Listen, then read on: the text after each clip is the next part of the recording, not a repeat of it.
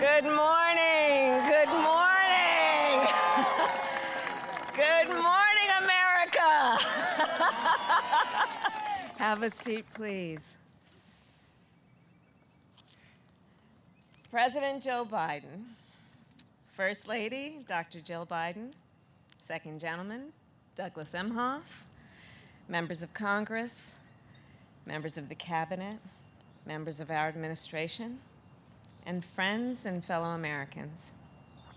Today is indeed a wonderful day.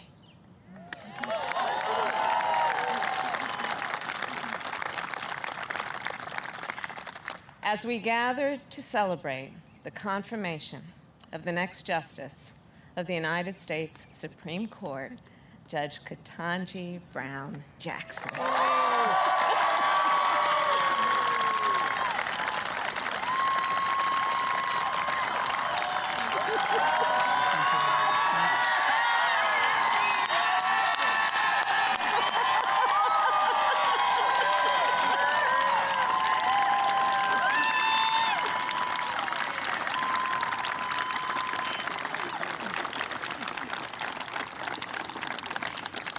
President George Washington once referred to America as a great experiment, a nation founded on the previously untested belief that the people, we the people, could form a more perfect union. And that belief has pushed our nation forward for generations. And it is that belief that we reaffirmed yesterday.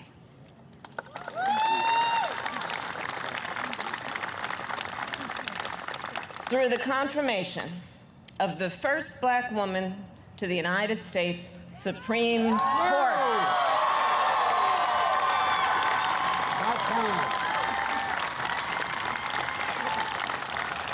And Judge Jackson, you will inspire generations of leaders. They will watch your confirmation hearings and read your decisions. In the years to come, the court will answer fundamental questions about who we are and what kind of country we live in. Will we expand opportunity or restrict it? Will we strengthen the foundations of our great democracy or let them crumble? Will we move forward or backward? The young leaders of our nation will learn from the experience, the judgment, the wisdom that you, Judge Jackson, will apply in every case that comes before you, and they will see, for the first time, 4 women sitting on that court at one time.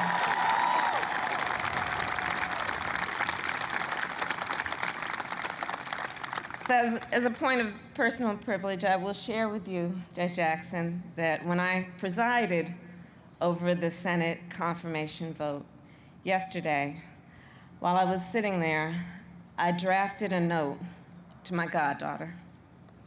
And I told her that I felt such a deep sense of pride and joy, and about what this moment means for our nation and for her future. And I will tell you, her braids are just a little longer than yours. But as I wrote to her, I told her what I knew this would mean for her life and all that she has in terms of potential. So indeed, the road toward our more perfect union is not always straight, and it is not always smooth, but sometimes it leads to a day like today.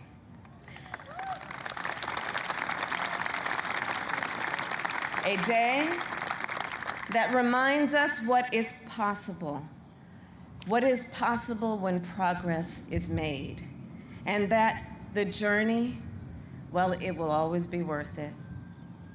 So let us not forget that as we celebrate this day, we are also here in great part because of one President Joe Biden,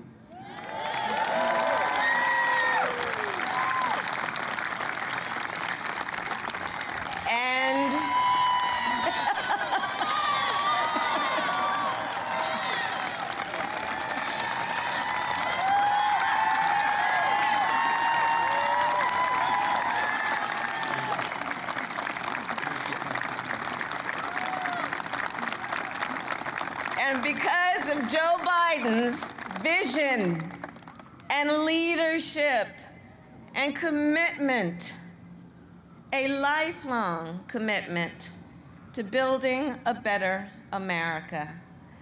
And of course, we are also here because of the voices and the support of so many others, many of whom are in this audience today.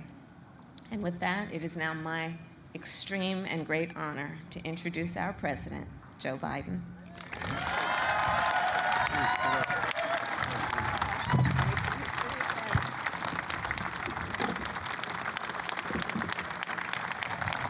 Thank you, Kamala. Thank you, thank you, thank you. The first really smart decision I made in this administration. My name's Joe Biden. Please sit down. I'm Jill's husband and Naomi Biden's grandfather. And folks, yesterday, this is not only a sunny day, I mean this from the bottom of my heart. This is going to let so much sun shine on so many young women, so many young black women, so many minorities, that it's real. It's real. We're going to look back, nothing to do with me. We're going to look back and see this as a moment of real change in American history. I was on the phone this morning, Jesse, with President Ramaphosa of South Africa.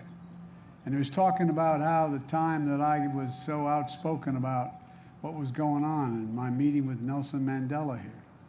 And I said, I'm shortly going to go out, I'm looking out the window. I'm going to go out on this, what they call the South Lawn in the White House. And I'm going to introduce to the world, the first African-American woman out of over 200 judges on the Supreme Court. And he said to me, he said, keep it up. Keep it up. We're going to keep it up. And folks, yesterday we all witnessed a truly historic moment presided over by the Vice President. There are moments that people go back in history and they're literally historic, consequential, fundamental shifts in American policy. Today, we're joined by the First Lady, the Second Gentleman, and members of the Cabinet, Senate Majority Leader, there you are, Chuck, Senate Majority Leader, and so many who made this possible. And today is a good day, a day that history is going to remember, and in the years to come, they're going to be proud of what we did, and we're going to try what Dick Durbin did as the chairman of the committee. I'm serious, Dick. I'm deadly earnest when I say that. To turn our children and grandchildren to say, I was there. I was there. This is one of those moments, in my view. My fellow Americans, today I'm honored to officially introduce to you the next Associate Justice of the Supreme Court of the United States, Ketanji Brown Jackson.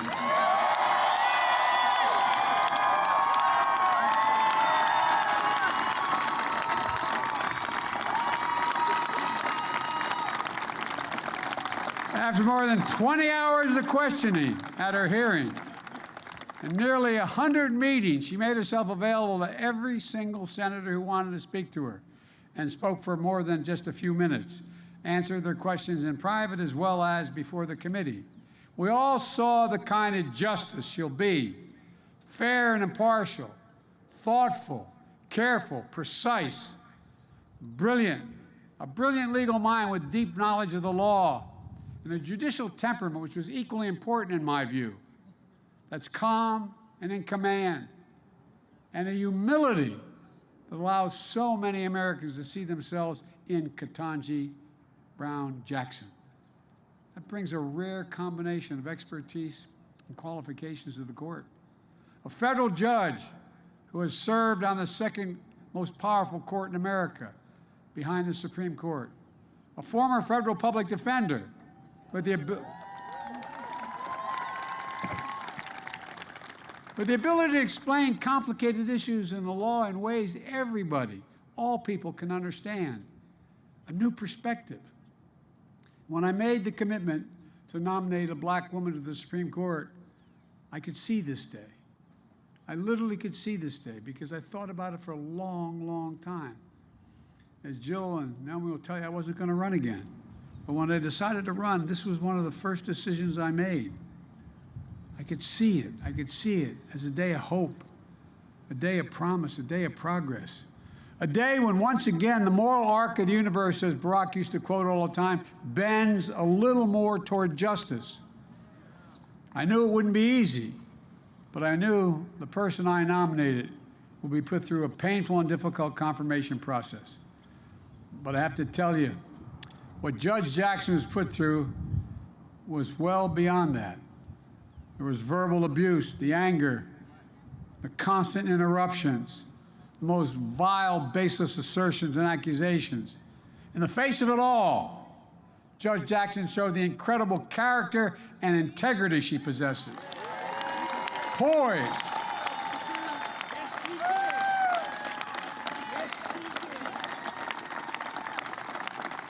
Poise and composure, patience and restraint, and yes, perseverance and even joy, even joy.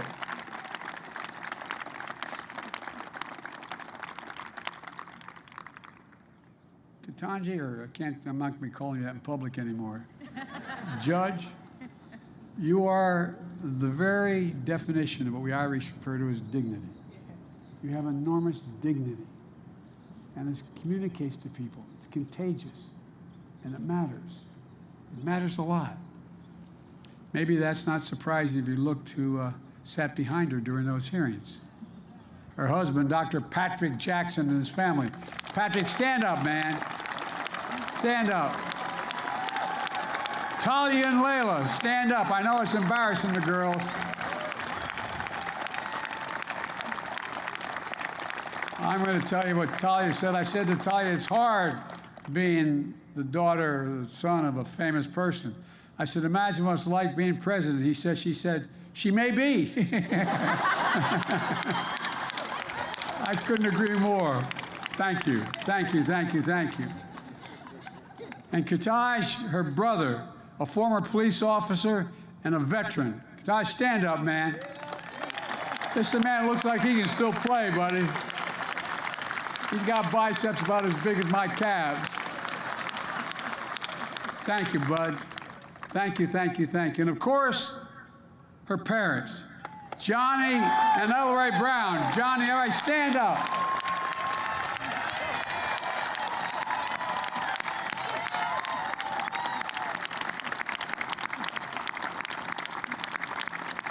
I'll tell you what, as I told Mom's rule in my house. Oh, you not think I'm kidding. I'm not. My mom and my wife as well. Look, people of deep faith, the deep love of family and country, that's what you represent. Who know firsthand, Mom and Dad, the indignity of Jim Crow, the inhumanity of legal segregation, and you had overcome so much in your own lives. You saw the strength of parents and the strength of a daughter that is just worth celebrating. I can't get over, Mom and Dad, what you did and your faith and never giving up any hope. And both that wonderful son you have and your daughter. And that strength lifted up millions of Americans who watched you, Judge Jackson, especially women and women of color, who have had to run the gauntlet in their own lives.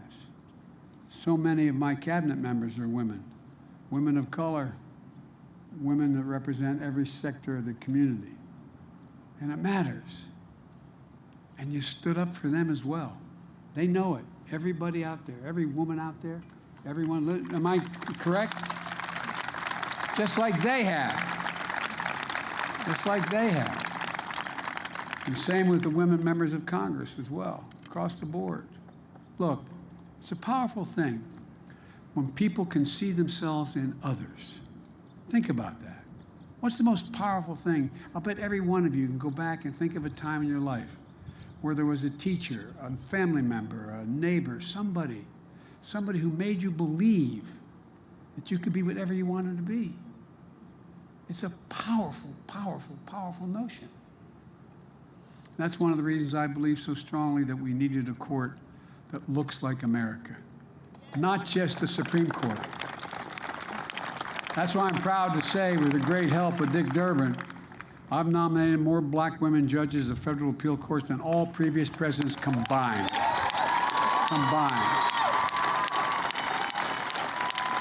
That's why I'm proud that Kamala Harris is our Vice President of the United States. A brilliant lawyer, the Attorney General of the state of California, former member of the Senate Judiciary Committee. Kamala was invaluable during this entire process.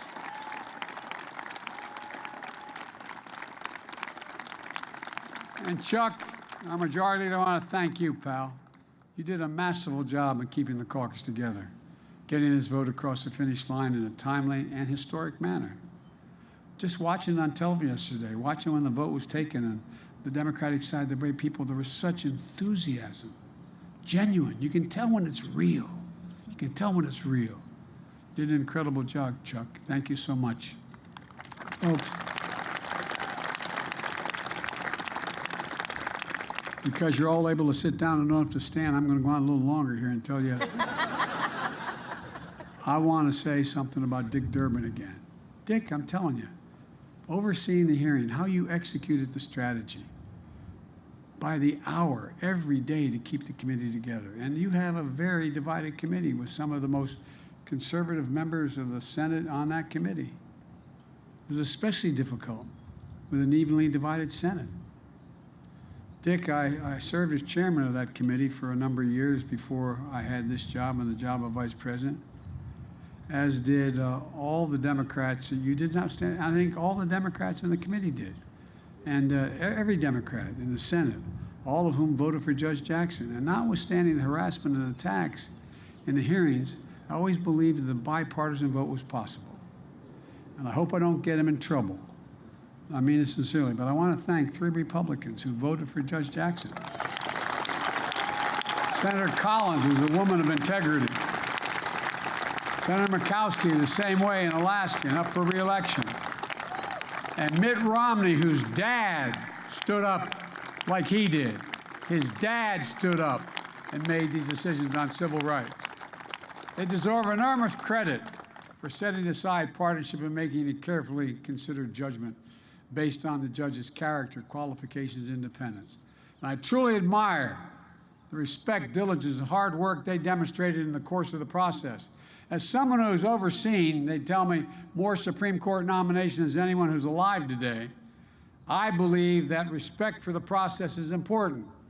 And that's why it was so important to me to meet the constitutional requirement to seek the advice and the consent of the Senate. The advice beforehand and the consent. Judge Jackson started the nominating process with an impressive range of support, from the FOP to the civil rights leaders. Even Republican-appointed judges came forward. In fact, Judge Jackson was introduced at the hearing by Judge Thomas Griffin, the distinguished retired judge appointed by George W. Bush. She finished the hearing with among the highest levels of support of the American people of any nomination in recent memory. So soon, Judge Jackson will join the United States Supreme Court, and like every justice, the decisions she makes will impact on the lives of America for a lot longer in many cases than any laws we all make. But the truth is, she's already impacting the lives of so many Americans. During the hearing, Dick spoke about a custodial worker who works the night shift at the Capitol. Her name is Verona Clemens. Verona, where are you? Stand up, Verona. I wanted to see. You don't mind. She told him what this nomination meant to her. So I invited Ms. Clemens to attend the hearing because she wanted to see, hear, and stand by Judge Jackson. Thank you, Verona. Thank you, thank you, thank you. At her meeting with Judge Jackson, Senator Duckworth introduced her to an 11-year-old, is it Vivian? Vivian. I'm sorry, Vivian. That's her. Is that your sister? He's pointing. Who was so inspired by the hearing, she wants to be a Supreme Court justice when she grows up. God love you. Stand up, honey. Am I going to embarrass you by asking you to stand up? Come on, stand.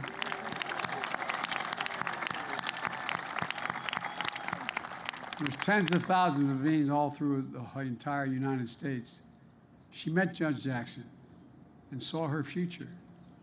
Means you're here today, and thank you for coming, honey. I know I embarrassed you by introducing you, but thank you. People of every generation, of every race, of every background felt this moment, and they feel it now. They feel a sense of pride and hope and belonging and believing and knowing the promise of America includes everybody, all of us. That's the American experiment. Justice Breyer talked about it when he came to the White House in January to announce his retirement from the court. He used to technically work with me when I was on the Judiciary Committee, and that's before he became a justice. He's a man of great integrity. We're going to miss Justice Breyer. He's a patriot, an extraordinary public service, and a great justice of the Supreme Court. And folks,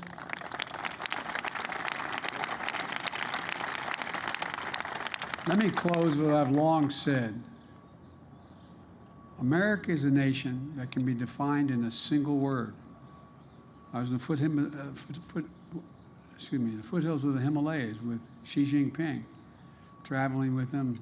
I guess we traveled 17,000 miles when I was vice president. I don't know that for a fact. And we were sitting alone. I had an interpreter and he had an interpreter. And he looked at me in all seriousness, he said, "Can you define America for me?" And I said what many of you heard me say for a long time. I said, yes, I can. In one word, possibilities. Possibilities. That in America, everyone should be able to go as far as their hard work and God-given talent will take them. And possibilities. We're the only ones. That's why we're viewed as the ugly Americans. We think anything's possible. And the idea that a young girl who was dissuaded from even thinking you should apply to Harvard Law School. Don't raise your hopes so high. Well, I don't know who told you that, but I'd like to go back and invite her to the Supreme Court. She can see the interior. Look, even the Supreme Court of the United States of America. Now, folks, it's my honor, and it truly is an honor. I've been looking forward to it for a while, to introduce you the next Associate Justice of the United States Supreme Court, the Honorable Ketanji Brown Jackson.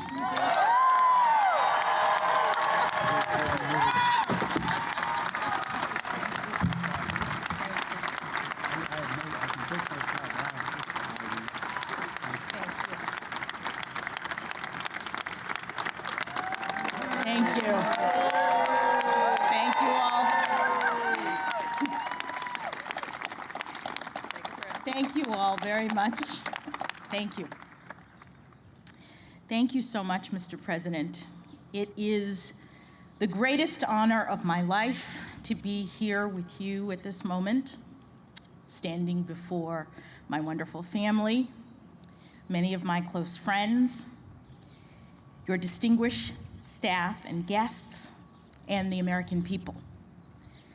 Over these past few weeks, you've heard a lot from me and about me. So I hope to use this time primarily to do something that I have not had sufficient time to do, which is to extend my heartfelt thanks to the many, many people who have helped me as part of this incredible journey. I have quite a few people to thank, and as I'm sure you can imagine, in this moment, it is hard to find the words to express the depth of my gratitude. First, as always, I have to give thanks to God for delivering me as promised. and for sustaining me throughout this nomination and confirmation process. As I said at the outset, I have come this far by faith, and I know that I am truly blessed. To the many people who have lifted me up in prayer since the nomination, thank you. I am very grateful. Thank you as well, Mr. President, for believing in me and for honoring me with this extraordinary chance to serve our country. Thank you also, Madam Vice President, for your wise counsel and steady guidance. And thank you to the First Lady and the Second Gentleman for the care and warmth that you have shown me and my family. I would also like to extend my thanks to each member of the Senate. You have fulfilled the important constitutional role of providing advice and consent under the leadership of Majority Leader Schumer. And I'm especially grateful for the work of the members of the Senate Judiciary Committee under Chairman Durbin's skillful leadership. As you may have heard, during the confirmation process, I had the distinct honor of having 95 personal meetings with 97 sitting senators. And we had substantive and engaging conversations about my approach to judging and about the role of judges in the constitutional system we all love. As a brief aside, I will note that these are subjects about which I care deeply. I have dedicated my career to public service because I love this country and our Constitution and the rights that make us free.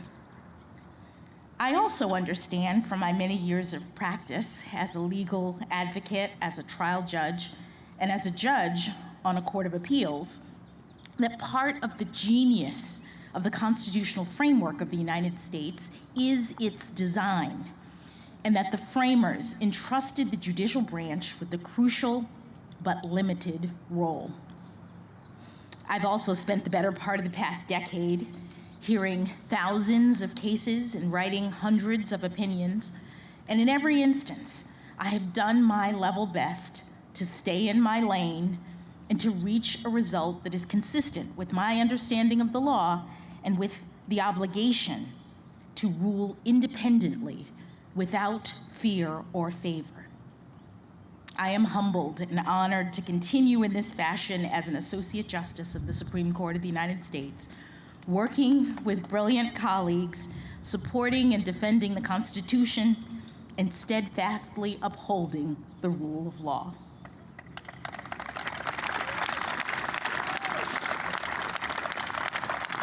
But today, at this podium, my mission is far more modest. I'm simply here to give my heartfelt thanks to the categories of folks who are largely responsible for me being here at this moment. First, of course, there is my family.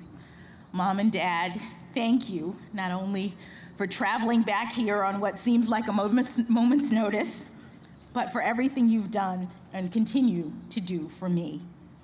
My brother Kataj is here as well. You've always been an inspiration to me as a model of public service and bravery, and I thank you for that. I love you all very much. To my in-laws, Pamela and Gardner Jackson, who are here today, and my sisters-in-law and brothers-in-law, William and Dana, Gardy and Natalie, thank you for your love and support. To my daughters, Talia and Layla, I bet you never thought you'd get to skip school by spending a day at the White House. This is all pretty exciting for me as well, but nothing has brought me greater joy than being your mother. I love you very much.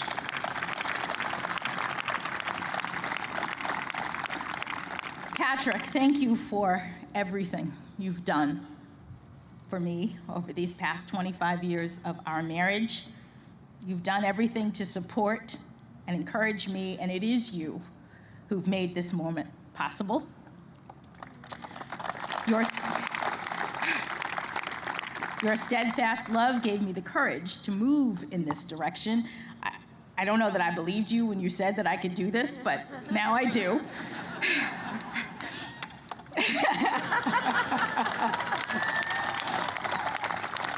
And for that, I'm forever grateful. In the family category, let me also briefly mention the huge extended family, both Patrick's and my own, who are watching this from all over the country and the world. Thank you for supporting me. I hope to be able to connect with you personally in the coming weeks and months.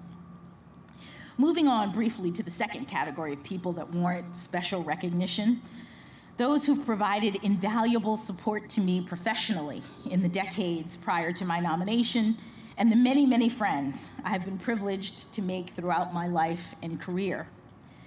Now, I know that everyone who finds professional success thinks they have the best mentors, but I truly do. I had 3 inspiring jurists for whom I had the privilege of clerking: Judge Patty Saris, Judge Bruce Selya, and of course, Justice Stephen Breyer. Each of them is an exceptional public servant, and I could not have had better role models for thoughtfulness, integrity, honor, and principle, both by word and deed. My clerkship with Justice Breyer in particular was an extraordinary gift, and one for which I've only become more grateful with each passing year. Justice Breyer's commitment to an independent, impartial judiciary is unflagging. And for him, the rule of law is not merely a duty, it is his passion. I am daunted by the prospect of having to follow in his footsteps, and I would count myself lucky, indeed, to be able to do so with even the smallest amount of his wisdom, grace, and joy. The exceptional mentorship of the judges for whom I clerked has proven especially significant for me during this past decade of my service as a federal judge. And of course, that service itself has been a unique opportunity. For that, I must also thank President Obama, who put his faith in me by nominating me to my first judicial role on the Federal District Court.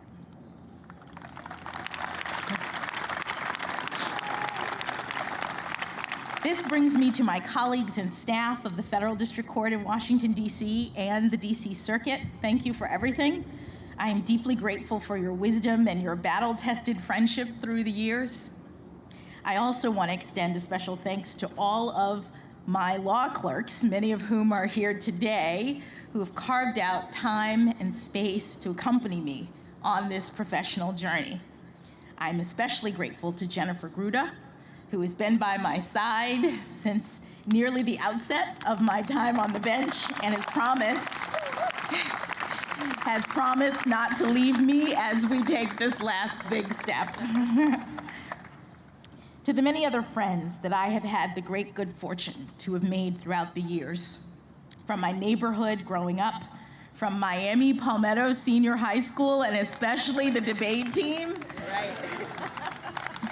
From my days at Harvard College, where I met my indefatigable and beloved roommates, Lisa Fairfax, Nina Coleman Simmons, and Antoinette Sequeira Coakley. They are truly my sisters. To my time at Harvard Law School and the many professional experiences that I've been blessed to have since graduation, thank you. I have too many friends to name, but please know how much you've meant to me and how much I have appreciated the smiles, the hugs, and the many atta-girls that have propelled me forward to this day. Finally, I'd like to give special thanks to the White House staff and the special assistants who provided invaluable assistance in helping me to navigate the confirmation process.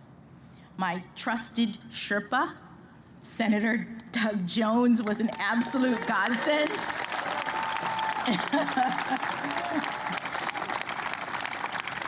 He was an absolute godsend. He's not only the best storyteller you'd ever want to meet, but also unbelievably popular on the Hill, which helped a lot.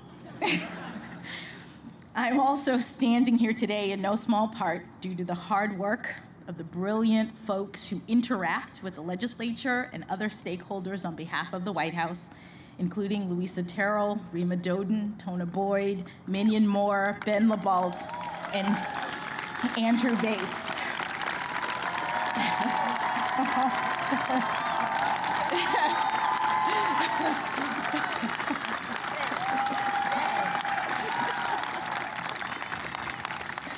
I am also particularly grateful for the awe-inspiring leadership of White House counsel Dana Remus.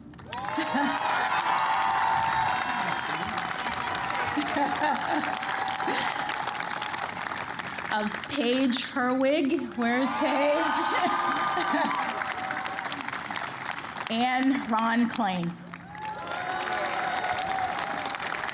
They led an extraordinarily talented team of White House staffers in the Herculean effort that was required to ensure that I was well prepared for the rigors of this process and in record time. Thank you all.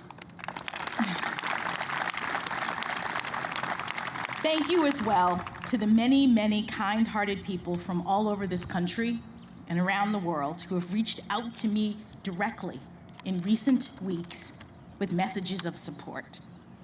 I have spent years toiling away in the relative solitude of my chambers with just my law clerks in isolation, so it's been somewhat overwhelming in a good way to recently be flooded with thousands of notes and cards and photos expressing just how much this moment means to so many people. The notes that I've received from children are particularly cute and especially meaningful because more than anything, they speak directly to the hope and promise of America. It has taken 232 years and 115 prior appointments for a Black woman to be selected to serve on the Supreme Court of the United States.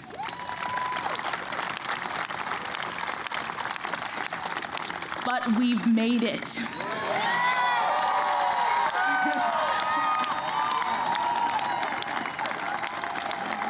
We've made it, all of us, all of us.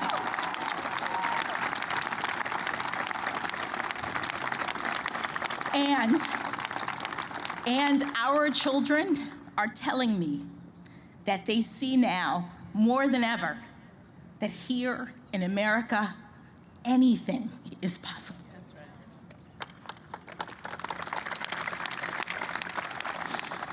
They also tell me that I'm a role model, which I take both as an opportunity and as a huge responsibility. I am feeling up to the task primarily because I know that I am not alone. I am standing on the shoulders of my own role models, generations of Americans who never had anything close to this kind of opportunity, but who got up every day and went to work believing in the promise of America, showing others through their determination and, yes, their perseverance that good things can be done in this great country. From my grandparents on both sides, who had only a grade school education but instilled in my parents the importance of learning, to my parents, who went to racially segregated schools growing up and were the first in their families to have the chance to go to college. I am also ever buoyed by the leadership of generations past who helped to light the way: Dr. Martin Luther King Jr., Justice Thurgood Marshall, and my personal heroine, Judge Constance Baker Motley.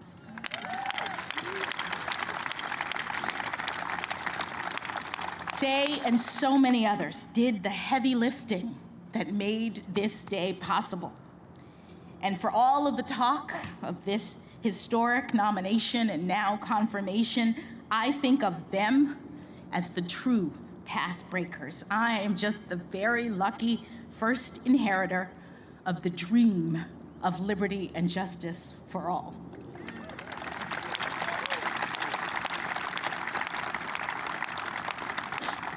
To be sure, I have worked hard to get to this point in my career, and I have now achieved something far beyond anything my grandparents could have possibly ever imagined. But no one does this on their own. The path was cleared for me so that I might rise to this occasion. And in the poetic words of Dr. Maya Angelou, I do so now while bringing the gifts my ancestors gave.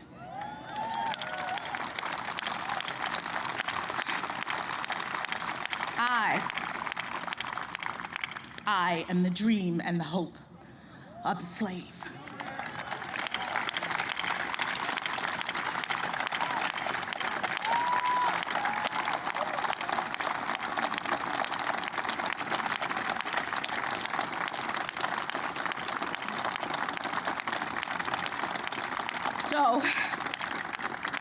So as I take on this new role, I strongly believe that this is a moment in which all Americans can take great pride. We have come a long way toward perfecting our union. In my family, it took just one generation to go from segregation to the Supreme Court of the United States.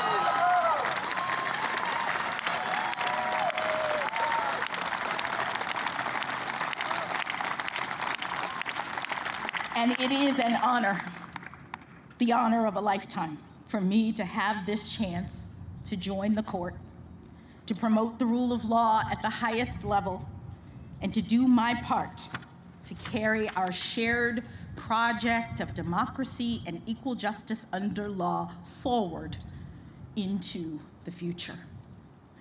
Thank you again, Mr. President and members of the Senate, for this incredible honor. Hug you.